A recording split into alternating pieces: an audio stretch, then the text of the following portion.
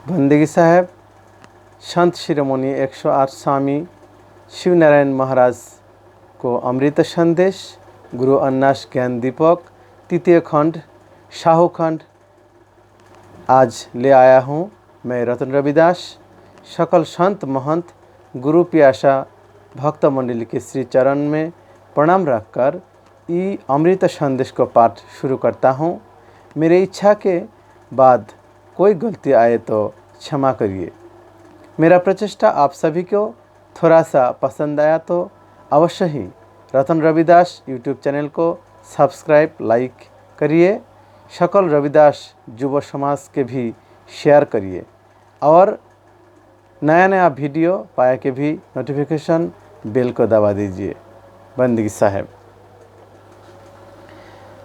तो शुरू करता नहीं दोहा नंबर 8 शाहू खंड के ये अगला दिने हम दोहा 7 पर्यंत पाठ कैले बानी। तो लादी चले सब जातना अपनी अपनी लाद जब उठी के नया कचले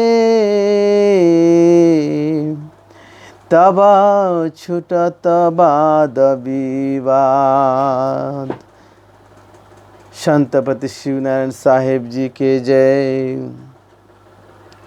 गुरु दुखहन जी कहते हैं कि शिष्यों चौथेपन की बात तो व्यर्थ की है, वह समय सौदा करने का नहीं बल्कि जो सौदा तीनों पन में किया है उसे लाद कर चलने का है।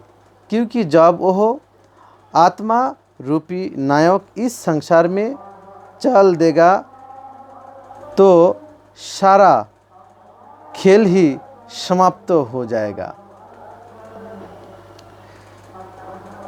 चौथा सौदा के विरतंता मूल शाखा पर उठत प्रयंता। जैसे जगह किसान के बानी जो तबोया उपजवत यानी। प्रतिपालत मारत नहीं दाया खुदायंत होय था कत पाया। पाके पर कुछो सोचनायानी लावत मोहनयाने प्राणी। चौथे पन में प्राणी की समस्त इंद्रियां शिथिल हो जाती हैं। उनके द्वारा कोई कार्य होना असंभव हो जाता है, क्योंकि जिस वृक्ष की मूल यानी जड़ ही कमज़ोर हैं उस पर शाखा यानी तना किस प्रकार खड़ा हो सकता है। और जब जड़ शाखा दोनों कमज़ोर हो गए तो टहनी पत्ते फूल और फल की आशा करना बेकार हो। संसार एक खेत है जहाँ प्राणी रूप पौधे उत्पन्न होते हैं, जिनका पालन पोषण करने के बाद किसान रूपी काल अपनी फसल पक जाने पर उसे काट लेता है। उसके काटने में उसे किसी प्रकार की हिचकिचाहट अथवा दया नहीं आती, क्योंकि उन पौधे के पक जाने पर भूखों के भोजन के लिए उनका काटना जरूरी हो जाता है। करत ना प्रीति से सुनाहु सुजाना जैसे काल कर लेत प्राण। तेही कटी खरिया नहीं आनी, मल दलले त सोच नहीं मानी। तौली नाप कैसे ले जाई, ले धर निजा भवन बनाई। दे दाम गौनी ले भारा, लादी चले जैसे बना जारा।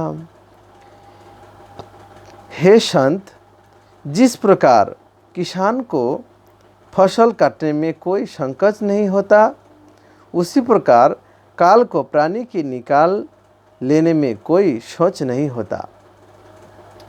जैसे किसान अपनी फसल को काटकर खलिदान में उठा लेता है, उसे दलमल कर राशि ढेर लगता है, फिर तौल कर नाप कर अपने घर ले जाता है।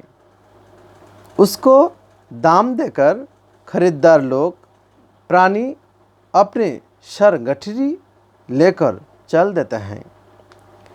डंडा लाद पंथ तबा धराही, जब चिंता तही मना करही।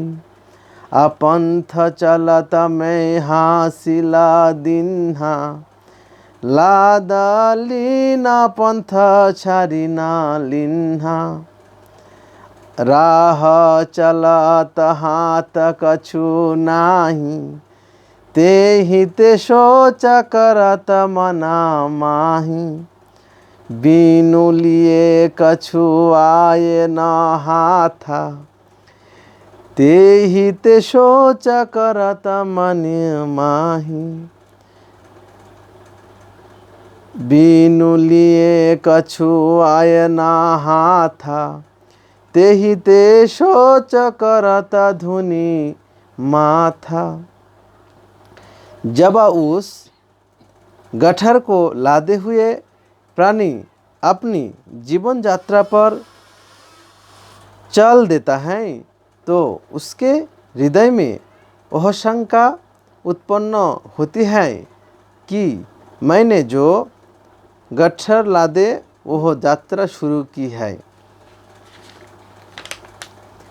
उसमें मेरे भलाई की लिए भी है आ नहीं, अथवा इतना बड़ा गट्ठर लादे बेकार चल रहा हूँ, मेरे हाथ कुछ लगने का नहीं है।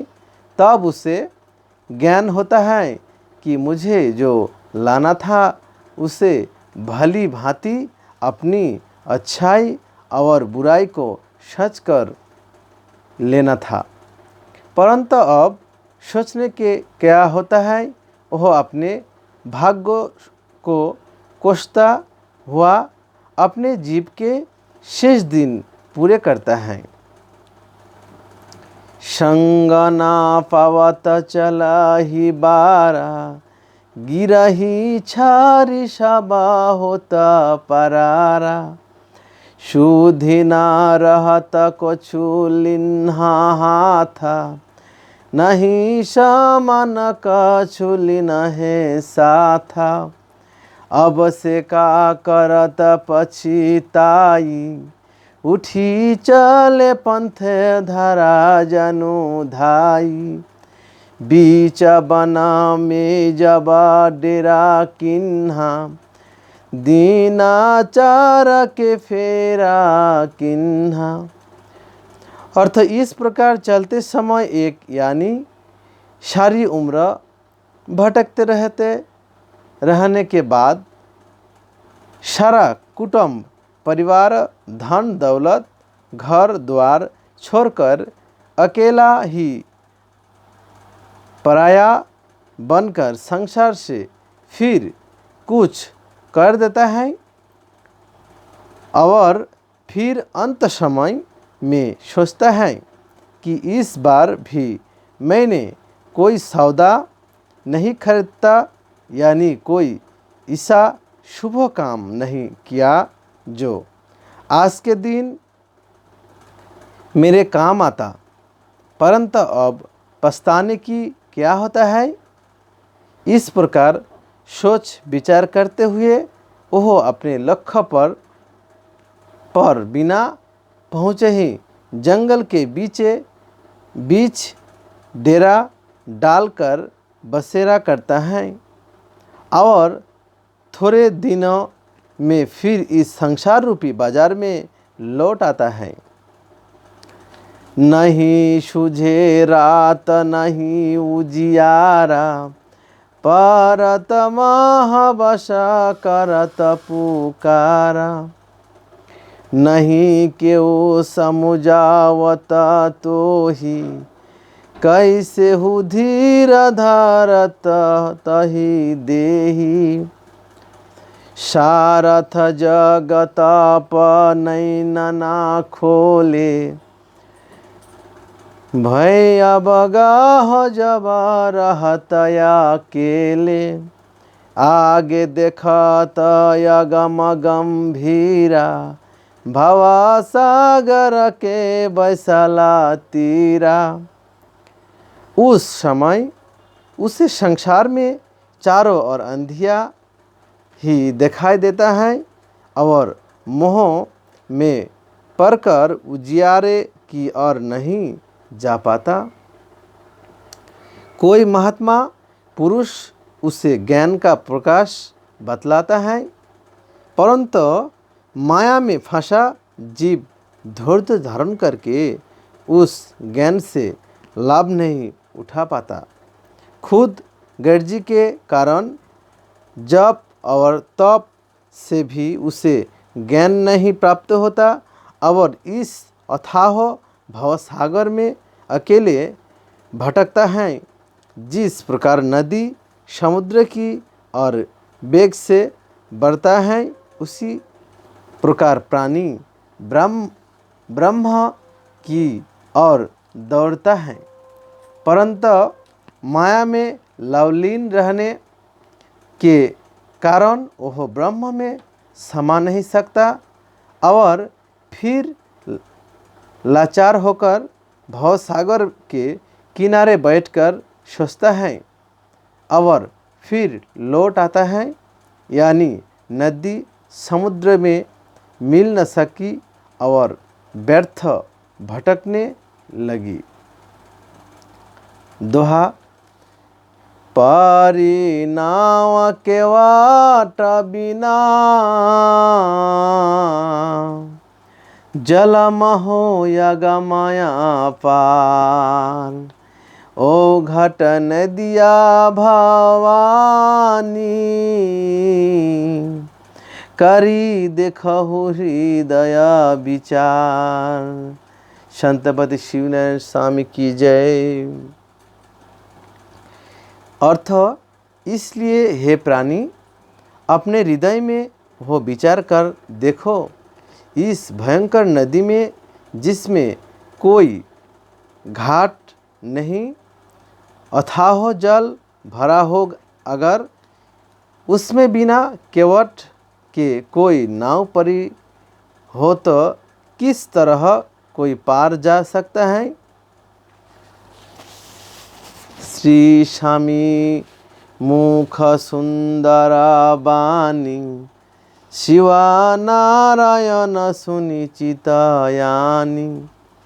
जस उतारत लागत बरी बारा, तस स्वामी के मुख निहारा।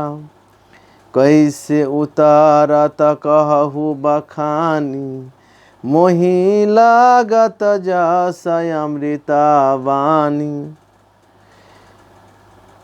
श्री दुखहरण के मुखरा बिंदु से वह वचन सुनकर श्री स्वामी शिवनारायण जी के चित्त में लालसा उत्पन्न हुई और उन्होंने विनय की, हे प्रभु, मुझे केवल आपका ही भरोसा है। आप अमृत तुल्य वचन के द्वारा मुझे वह बतलाने की दया करें कि किस प्रकार प्राणी इस भवसागर से पार हो सकता है। दोहा। हे स्वामी जल अगाम देखी, ओह संकट हिया होई, कैसे के पार हो त प्रभु, कही समझा हो मोहि। संतपति शिव नारायण स्वामी की जय। हे प्रभु, इस संसार के सागर में माया का अथाह जल देखकर मेरे हृदय में बड़ा दुख उत्पन्न हो रहा है कि मैं इसकी किस तरह पार कर सकूँगा। जैसे उतारत सुनाहूँ बिराता, आवत जात लागत दिना साथा, वही जग का सौदा दिना चारा, जही दू कर्म लेत सारा भारा, वही के बीच घाट जो जाने, तब संदेह ताहि के आने, नहीं दोनों लीन कुछु हाथा, वैसे गावत ठोकता माथा। भगवान दुखहरण जी कहते हैं कि मैं इस संसार से पार उतरे के विधि बतलाता हूँ, उसे ध्यान पूर्वक सुनो। इस संसार में प्राणी को आने, रहने और जाने अर्थात जन्म लेने, जीवित रहने और जाने में केवल 7 दिन ही लगते हैं, क्योंकि सारी उम्र केवल 7 दिन ही में बीतती है। जब तक अवध रहता है और आखिरी दिन बुढ़ापा में जब प्राणी बेहाल हो जाता है, इन दिनों को छोड़कर केवल 4 दिन की जिंदगी में यानी जवानी के उम्र में ईश्वर का भजन और नेकी बदी का सौदा कर सकता है और इससे सौदे का अनुसार उसके सिर पर पाप पुण्य का बोझ लग जाता है। यदि प्राणी ने सारी उम्र ही विषय वासना में बिता दी तो फिर पछताने से क्या होता है। से फिर आए से फिर जाई, बिना दाम नहीं उतरे पाई, तब से हो के चतुर सुजाना, से जो आने तब रह ज्ञाना, केवट से तब प्रति बराहे, होया प्रसन्न तब पार लगाए, तेहि के सुना प्रोति के भेया, दे ले ना उतरे खेया। जिस प्राणी ने भागवत भजन नहीं किया वो सदा आवागमन में फंसा रहेगा, इसलिए वही मनुष्य विद्वान कहाँ जा सकता है जिसे वह ज्ञान हो आए कि बिना ईश्वर के भजन के बिना छुटकारा पाना असंभव है। तो उसे चाहिए कि संतपति भगवान की भक्ति करके उन्हें प्रसन्न करे, वो दया करके उसे अवश्य मोक्ष देंगे, क्योंकि जिस प्रकार केवट लोगों को पार लगाता है उसी प्रकार संतपति जी दया करके प्राणी को मोक्ष देता है। थोड़ी प्रीति बहुत कई जाने, तेहि से प्रति केहू नायाने, सहज रूप से पावत सोई, जो नहीं जानत अपना कोई, तब से नाम तही के चरई, डगमग होई ऊर्ध्वमुख परई, साँच भाव हो तही निबाही, साँचते काम तही के आही, अर्थ यदि प्राणी सच्चे भाव से यानी दृढ़ विश्वास के साथ संतपति से प्रेम लगाता है तो बहुत भक्त होती है। अगर उसके मन में जरा भी शंका रही जाती, उसका विश्वास डगमगाया तो उल्टा होकर इस संसार सागर में डूब जाएगा। अगर दृढ़ विश्वास के साथ सच्ची लगन से गुरु संतपति जी की भक्ति करेगा तो अवश्य ही पार हो जाएगा। तो गुरु पार ब्रह्म संतपति जी के वाणी यह जगह पर्यंत विश्राम रखतानी। एकर परे आगामी दिन दोहा 11 से पाठ हुई। भगवान संतपति हमने के सागर भीतर भी ये संसार से आवागमन से छुटकारा पाने के लिए ज्ञान देश हमने सबे भगवान के चर्चा करे पारी, ये आशा रख के रोआ सबके चरण पर प्रणाम रख के हमारा भूल त्रुटि होके तो रोआ सबे क्षमा करब सबे। ये प्रणाम रख के हम आज के ये पाठ शेष करतनी। बंदगी साहेब।